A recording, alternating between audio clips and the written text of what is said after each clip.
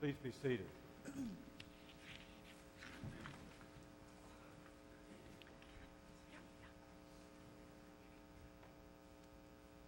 A few years ago, I happened across a television show that I really began to like quite a bit, even from the beginning. It was a story about a couple. It's a true story. It's about a couple who at that time were chefs in New York. And her parents had decided that since they were working for other chefs, they would like to offer them the opportunity to have their own restaurant. So they were going to invest and help them open their own restaurant. The only thing was they had to move back to eastern North Carolina, to their hometown, to open the restaurant. Offers from families always come with catches. Having been on both sides of those, I know. So they did. And the story, the show, is about their moving back and opening a restaurant. They later have opened two, and it's a small town in eastern North Carolina. But the stories are what hooked me. It actually brings together a couple of things for me. One is I've always had an interest in watching food shows on television, even as a young child, which is rather strange now that I think about it. And I probably should not have admitted it publicly. So it really hooks that interest. But what gets me about the show is not because she does these recipes, because she doesn't necessarily do those. What she does is she talks about growing up in this small town, and she talks about the people in the town, and she talks about the role of food in growing up and how that has informed her life and her work as a chef. And so it claims for me those foods with which I grew up that I can now go around and say, you know, those are okay. They're kind of hip. That's not a real word anymore, is it? But they're okay. So I like that. But I like the element of the story, which is the second part of what this hooks for me. For you see, one of my great loves is I love to read autobiographies. And I love to read biographies. I can really get into them. But I have a very, very strong prejudice when I read them. I don't want to read the polished, slick autobiographies and biographies.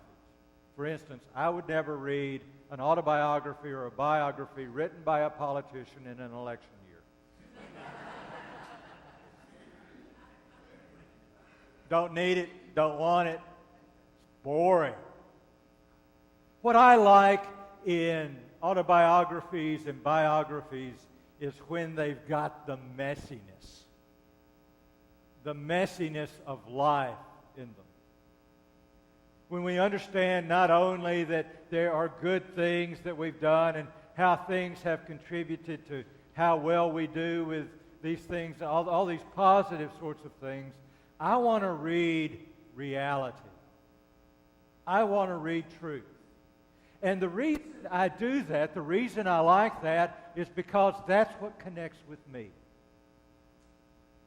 Because I know that in my own life, there's been a whole lot of messiness. There's been a whole lot of change, a whole lot of things that happen. So I really like that. And those are the two things that come together for me in watching this television show. It touches my affection for those things that are in the past. It fits with my having been an undergraduate history major. I know. Being a history major and undergraduate's like being a philosophy major. What are you going to do with it? Your parents always cringe when you say you're going to do something in the liberal arts. But the thing I loved about being a history major was not the survey classes. I absolutely hated them. But in the survey classes, I had a professor who told me just enough of the messiness of history that it hooked me. And then I went on to have these other courses where I heard about all the things that they didn't tell you about and that they don't often talk publicly about. And one of the books we read in an upper division English history class was called The Other Victorians. You know, wink, wink. It's about those things that we don't often hear. But it's true, and it relates. I love hearing about those things. I love hearing about history. I love reading autobiographies. But you know, there is a danger in loving them. And there's a danger in enjoying them. And the danger is in this. They can very easily become not just what has happened, but my ultimate goal. If I like them so much, I may get hooked on trying to recreate how things were. I may like them so much that I get hooked on trying to counter the reality of how things are by living in the fantasy of those times in the past.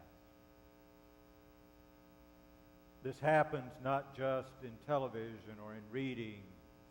It happens for us too in our faith and in the stories of our faith. We have a long lineage of tradition with which you and I live, and that engages us, and we engage on a regular basis. And it's very easy to find ourselves so anchored by how things have always been that God's Spirit doesn't seem to want to transform us in the ways in which we need transformation and to make us into who we are going to be. The Gospels are full of stories where the past and the future come together and they engage in strange and interesting ways. When the people went to Jesus and asked him who he was, they went to Jesus and asked him that question with a particular mindset.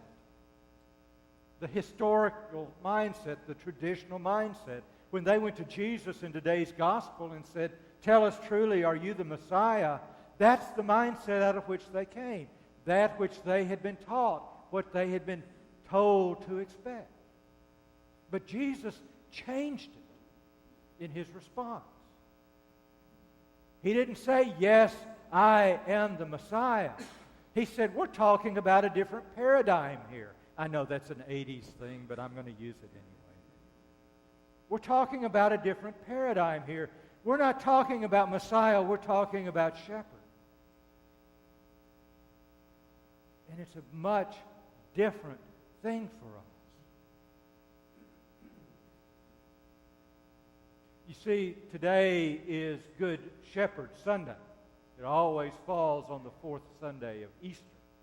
We always have a reading from the Gospel about the Good Shepherd. It's not the one we had today. It's the "I am the Good Shepherd" and all of these sorts of things. And then when we read these, I have these images that come to mind. And there are these romanticized paintings of Jesus holding a sheep. A little lamb. They're so sweet. That's where my mind goes. But nothing in the painting tells us that it's more than that. Nothing in the painting tells us that sheep can be very, very mean. Believe me, they can be very mean. Nothing in the painting tells us that sheep can be very messy. And they can. Nothing in the painting can tell you just how cantankerous they can be either. I've been chased by them.